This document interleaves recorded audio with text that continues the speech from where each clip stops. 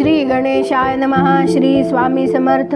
आज आपण चौथ्या खंडातल्या उत्तरकांडाचा 49वा सर्ग वाचूया. आपण श्री वाल्मिकी रामायणाच्या शेवटच्या टप्प्यात पोहोचलेलो आहोत. हे रामायण जास्तीत जास्त शेअर करा, लाईक करा, सबस्क्राईब करा आणि बेल आयकन क्लिक करून कमेंटमध्ये जय श्रीराम लिहायला विसरू नका. त्यामुळे आलेला प्रत्येक व्हिडिओ तुमच्यापर्यंत वेळेत पोहोचेल. आता आपण 49वा सर्ग वाचूया. गोमतीच्या तीरावर पोहोचल्यावर एका आश्रमात त्या सर्वांनी रात्रीचा मुक्काम केला. मग सकाळी उठून सुमित्रा कुमार सारथ्याला म्हणाला, सारथ्या, लवकर रथ जुंप. आज मी भागीरथीचं जल माझ्या मस्तकावर धारण करीन. ज्याप्रमाणे भगवान शंकरांनी आपल्या तेजानं भागीरथीला मस्तकावर धारण केलं होतं, त्याचप्रमाणे मीही आज हे जल मस्तकी धारण करीन. सारथ्याने 4 मनोवेगी घोडे आणून ते रथाला जुंपले आणि विदेहनंदिनी सीतेला हात जोडून तो म्हणाला, देवी रथावर आरूढ व्हावं. सुताच्या वचनानुसार देवी सीता त्या उत्तम रथावर आरूढ झाली. अशा प्रकारे सुमित्रा कुमार लक्ष्मण आणि बुद्धिवान सुमंत्रासह विशाल लोचना सीतादेवी पापनाशिनी गंगेच्या तटावर जाऊन पोहोचली. दुपारच्या वेळी भागीरथीच्या जलाशयापाशी पोहोचल्यावर लक्ष्मण तिकडे पाहत दुःखी होऊन उच्च स्वराने हमसाहमशी रडू लागला. लक्ष्मण शोकातूर झालेला पाहून धर्मज्ञ सीता अत्यंत चिंतित होऊन त्याला म्हणाली, लक्ष्मणा, हे काय, तू असा का बरं रडतो आहेस? गंगेच्या तटावर आल्यामुळं माझी चिरकालची अभिलाषा पूर्ण झाली आहे. अशा आनंदाच्या वेळी तू रडून मला दुःखी का बरं करतो आहेस? पुरुष प्रवरा, तू सदैव श्रीरामांजवळच राहतोस. केवळ 2 दिवसच त्यांचा वियोग झाल्यामुळं तू इतका शोकाकुल कसं बरं झाला आहेस? लक्ष्मणा, श्रीराम तर मला देखील प्राणाहून अधिप्रिय आहेत, परंतु मी अशा प्रकारे शोक करीत नाही. तूही असा बालिश होऊ नकोस. मला गंगेच्या पैलतीरावर घेऊन चल आणि तपस्वी मुनींचं दर्शन घडवू. मी त्यांना वस्त्र आणि आभूषण देईन. त्यानंतर त्या महर्षींना यथायोग्य अभिवादन करून तिथं 1 रात्र राहून आपण पुन्हा अयोध्यापुरीला परतू. माझं मन देखील सिंहासारखं वक्षस्थळ, कृष्य उदर आणि कमळासारखे नेत्र असलेल्या श्रीरामांना पाहण्यासाठी उतावीळ झालं आहे, कारण ते मन रमविणाऱ्यांमध्ये सर्वश्रेष्ठ आहेत.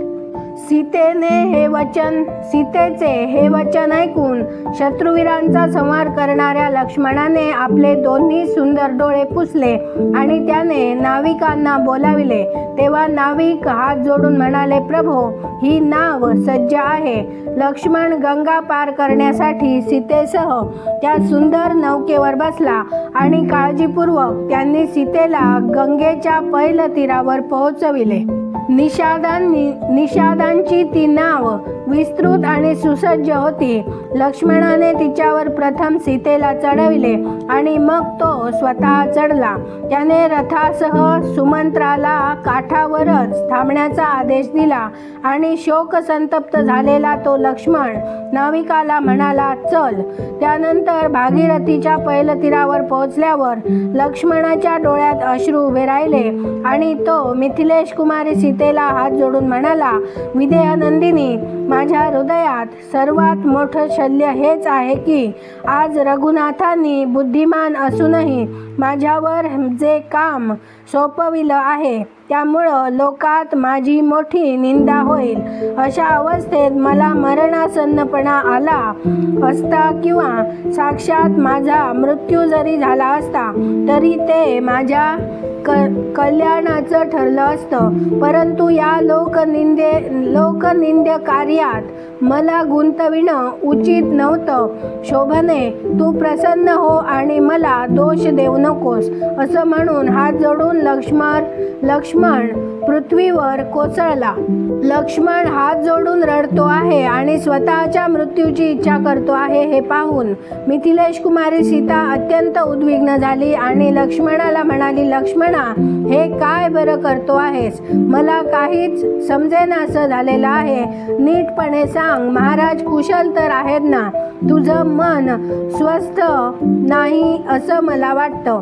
मी महाराजांची शपथ देऊन तुला विचारते, ज्या गोष्टीनं तुझा इतका संताप होतो आहे ती मला यथार्थानं सांग. मी तुला तशी आज्ञा करते आहे. विदेहनंदिनीने अशा प्रकारे उद्युक्त केल्यावर लक्ष्मण दुःखी मनाने अधोवदन होऊन आणि अश्रूंनी रुद्ध झालेल्या कंठाने म्हणाला, जनकनंदिनी, नगरात आणि जनपदात तुझ्याविषयी जो अत्यंत भयंकर अपवाद पसरलेला आहे तो राजसभेत श्री रघुनाथांच्या कानी पडला. त्यामुळं त्यांच्या हृदयाचा संताप झाला आहे आणि ते मला सर्व काही सांगून भवनात निघून गेले. देवी, राजा श्रीरामांनी जी अपवाद वचनं आपल्या हृदयात ठेवली आहेत त्यांचं दुःख त्यांना सहन होत नाही. ती मी तुझ्या समोर सांगूही शकत नाही. त्यामुळं मी त्यावर चर्चा करणं सोडून दिलं आहे.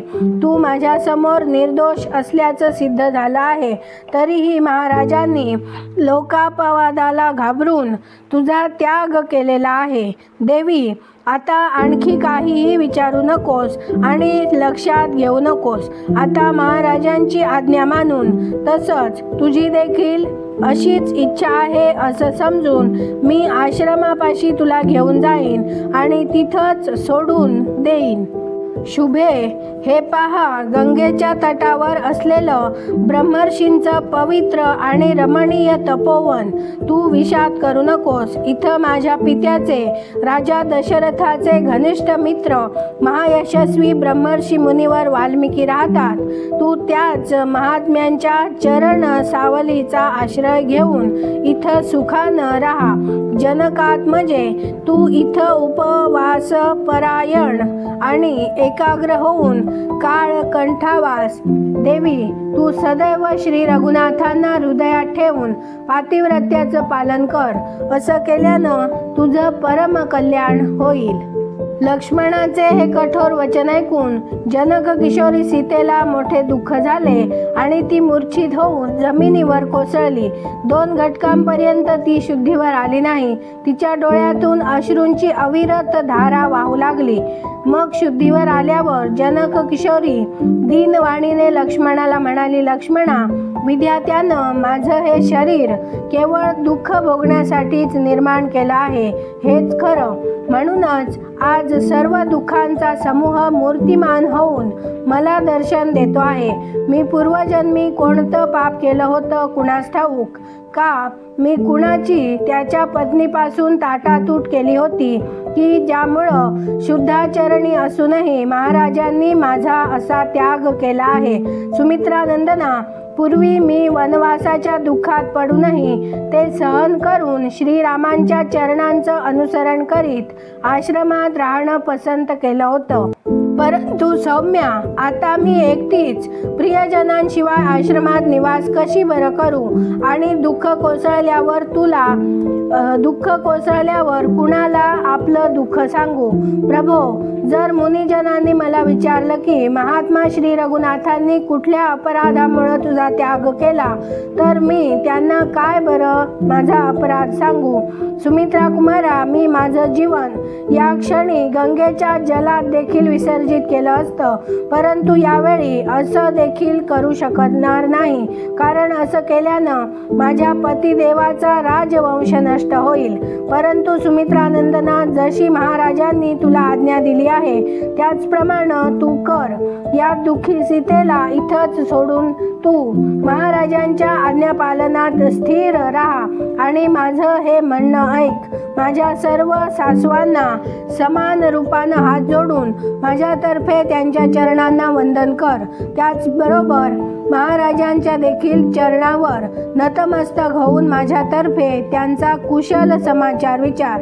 लक्ष्मणा, तू अंतःपुरात त्या सर्व वंदनीय स्त्रियांना माझ्यातर्फे प्रणाम करून माझी हकीकत त्यांना ऐकवू. तसंच जे सदैव धर्मपालनासाठी सावध असतात त्या महाराजांना देखील माझा हा संदेश ऐकवू.